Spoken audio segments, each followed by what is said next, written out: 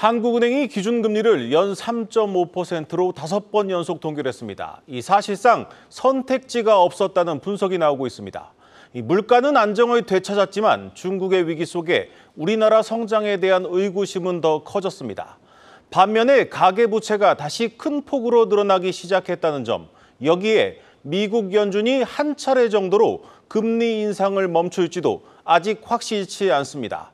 하는 입장에서는 그저 지켜볼 수밖에 없는 상황입니다. 경제부 김보미 기자와 조금 더 자세히 짚어보겠습니다. 김 기자, 시장의 예상대로 일단 동결입니다. 일단 한국은행이 이 1순위 목표로 꼽고 있는 이 물가부터 한번 짚어보죠. 네, 한국은행은 물가 상승률이 당초 예상대로 움직이고 있다고 평가했습니다. 먼저 이창용 총재 발언부터 직접 확인해 보시겠습니다.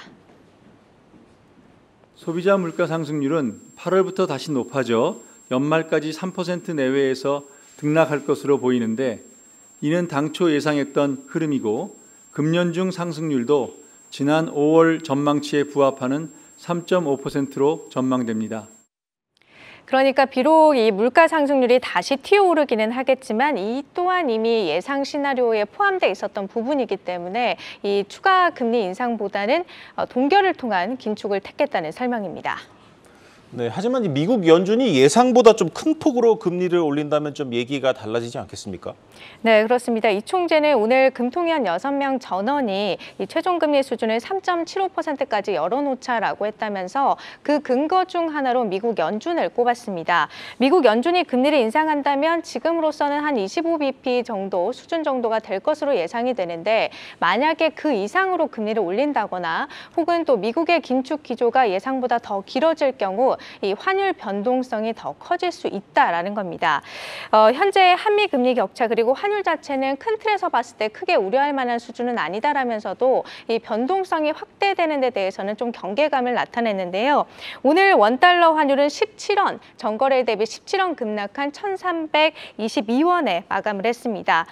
만약 미국 연준이 시장 예상치인 25bp를 넘어서 그 이상으로 금리를 인상하게 될 경우에는 우리나라 한국은행도 역시 추가 인상을 고려해 볼 수 있다는 의미로 해석이 되고 있습니다. 네, 오늘 이창용 총재도 내일 밤 이 파월 의장의 잭슨홀 미팅 연설에 기조가 중요하다고 언급을 했습니다. 일단 현재로서는 연준이 9월 기준금리를 동결할 것이다, 이런 분석이 지배적이죠. 네, 그렇습니다. 시카고 상업골에서 이 배드워치에 따르면 9월 동결 전망에 조금 더 힘이 실리는 모습입니다. 네. 현지 시간으로 22일 무디스에 이어서 S&P 역시 미국의 중견은행 5곳에 대해서 이 신용 등급을 강등했는데요.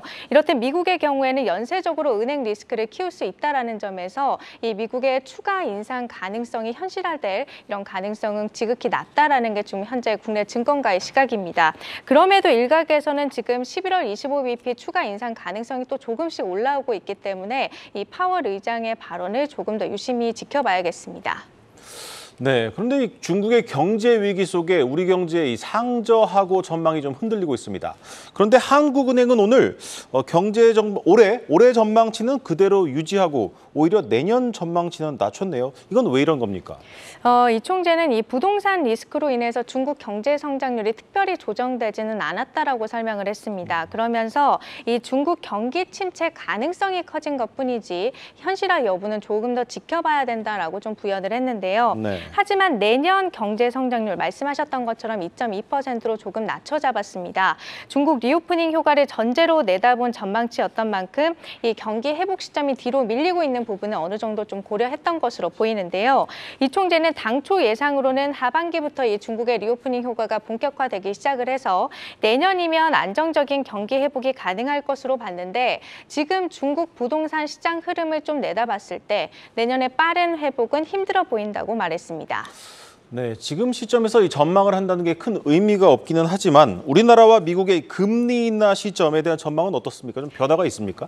일단 변화는 없고요. 현재로서는 한국과 미국 모두 상반기가 될 것이라는 전망이 나오고 있습니다. 네. 다만 미국의 경우에는 하반기로 그 시점이 좀 뒤로 밀릴 가능성도 일부 제기가 되고 있는데요. 이렇게 되면 우리나라 역시 좀 인하로 돌아서기 쉽지 않다는 점에서 이 한은의 고민이 더욱 깊어질 것으로 보입니다. 네, 잘 들었습니다. 오늘 이창용 총재는 가계부채 문제를 얘기하면서 다시 저금리 시대로 돌아갈 가능성이 크지 않다는 말을 했습니다. 빚내서 집을 살 때 감당하고 버틸 수 있는지 잘 따져보라는 이른바 B2에 대한 경고였습니다. 이슈 플러스였습니다.